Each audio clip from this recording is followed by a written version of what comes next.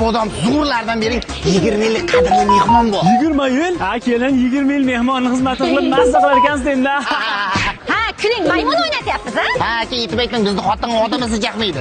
Shokoladni shvetsarskiydan beradi. O'zinikilarga shvetsarskiydan qo'yadi. Meni urug'im kelsa to'rtta qurtlagan turchiy bilan kuzatib boradi. Nimaga aynan chipsini olyapmiz? Chunki bunda atirgulda hidi keladi, narxi ham hamyon bo'lib, yosh bolalarga ham allergiya chaqirmaydi. Kirlarni ham yumshoqqina qilib yuvadi. Voy, dazmol qilishga ham qiynalmas ekanman-da.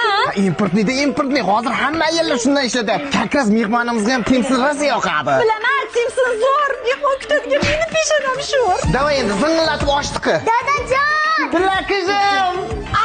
Voy, gupcham kuni bilan mehmon deb men davana qildingiz. Qani shu qadrli mehmoningiz? O'sha qadrli mehmonimiz mana. Voy, nima mehmon bo'lar ekan? Bu o'zimizning qizimiz-ku. Bizni qizimiz. Lekin afsuski, buni o'z egasi bor.